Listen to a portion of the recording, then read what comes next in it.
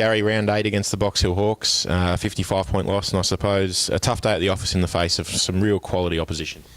Yeah, look, you always got to give credit where it's due, I think, Sam, and they certainly are the best team we've played this year, and certainly their previous performances this year have indicated that. And for us to be able to get another opportunity to be seen live on TV, that's disappointing when you put in a performance the way we did.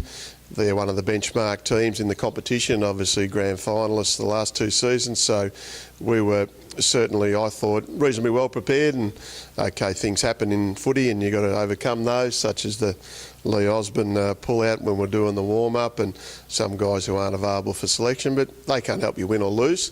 So at the end of the day, I was disappointed that we obviously didn't play better. And of course, whether it's goal conversion, whether it's turnovers, I can't say we probably had too many winners on the day in their positions. I probably only thought we had half a dozen that were capable of saying that they had an impact on the game in a positive contribution manner. So we got our just desserts. Would it be fair to say that we arguably matched and even bettered the Hawks after quarter time? Because for 2.5 quarters after that early lapse, the boys were actually quite good if you took the scoreboard out of the equation. Yeah, I thought we got ourselves back into a position where we could have been more threatening through the third. We were only 29 points down at one stage, and that's really not much in modern day footy, of course, as we know. I think even at half time it was 2 goals 8 to 8 goals 5. So you address that in front of goal, and of course you're putting pressure on them all over the field, but also too you're getting the scoreboard to tick over, and that's another element of pressure. So, but no, we didn't do that. And of course when Box Hill are playing the way that they are able to win the ball out of the middle. They also made us pay dearly for any mistakes that we made, and that was primarily ineffective kicks or decisions that were not going to give us the maximum benefit. They set up really well down back. They had a really hard running midfield, and of course their forward line was very cohesive and worked well together. So all the things that we didn't do. So when you put it that way, it's fairly easy to understand why they beat us by 9 goals. And I suppose the one positive to take out of the game is that we've now somewhat got a benchmark or a yardstick to work against for the rest of the season, because obviously Box Hill are one of the teams to beat this year. And in terms of areas to take out of the game where you think we need to improve to match it with some of those top sides, what do you think are the keys there? It's pretty easy identifiable, Sam, really. I thought their work rate in the middle, right across the midfield and in big games, and we thought that was a big game. If you have a losing midfield, which we did on the day. Having said that, I thought that both Mercedes and Wooford certainly were pretty good. Batsanis and Pimwell and Tommy O'Sullivan tried pretty hard, but we certainly were overwhelmed from a defensive point of view, because I only felt Huey Sandilands probably played the best game as a forward. So you're not going to kick more than 8 goals if you've got one bloke hitting the scoreboard. So I think our ball use, our skill level, our ability to actually do a lot of little things well, and that starts right at the very first bounce, and just being able to play the game on our terms. So we got shown up as to how hard you have to work, which is disappointing. Sometimes we probably think we do work hard, but we got taught a lesson in how hard you physically have to work, and actions are always going to be much more strong and also too bolder than what they are if you just talk about it. So we got shown up in relation to some of our inexperience against their experience, so that will no doubt get better.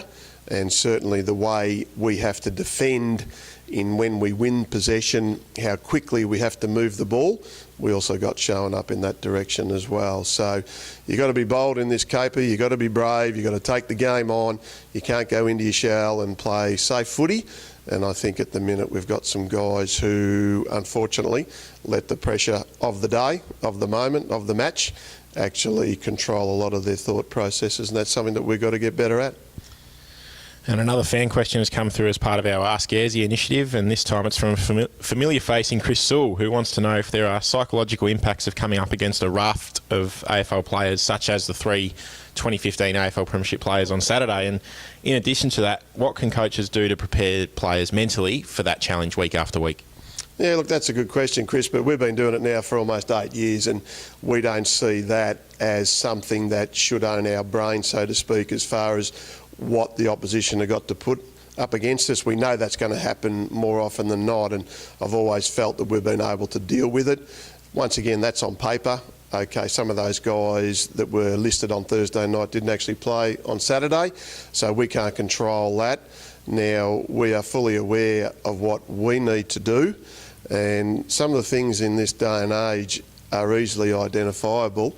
And if you don't have a high work rate, a high work ethic, and if you don't have intensity that is required at VFL standards, well, of course, you're going to be made to look second rate, and that's what we did. So we don't tend to concern ourselves too much with what the opposition are doing, because it's difficult to plan, because what we go into thinking that they may do the previous week, because that's what we scout on, when it comes to actually game day, Hawthorn could be playing late Sunday as they were, or they could be travelling interstate, so there's players that will obviously be more in line with Hawthorn than actually playing for Box Hill. But what it does give us is a very clear indication of where we sit after round 8, and certainly a lot of the things that Box Hill did to us on Saturday are reasonably easy to identify, and they're accessible to how we want to play and how we want to improve. So they didn't do anything tactically or anything like that. So the positive is, and the exciting thing is, that we know now what we need to do. That's exactly right. So the beauty of footy is now we've got a week to turn it around, and we're playing at home against Sandringham in round 9, and it's all of a sudden become a bit of a must-win game to try and keep in touch with that top rung of the ladder. Yeah, well, they're all must-win games, obviously, and none more so when you lose. So, of course, the ability of this side is to identify and then rectify, and we're going to regroup. We'll have hopefully some guys available who will come into the senior side. The development team played, I thought, pretty well, even though they didn't win, but Box Hill development side is quite strong, so I was really encouraged by some of the young improvement players that showed us a bit on the weekend, so they'll come into contention, and it's another home game, so we've got to make sure that we hurt a lot from that loss last week and don't make it any more than just one loss. And we've obviously got Sandringham, Frankston and Essendon before the bye, so we certainly want to be winning those games and making sure that we're where we need to be around about the halfway mark of the season. Gary, thanks for your time again on Borough TV. Thanks, Sam.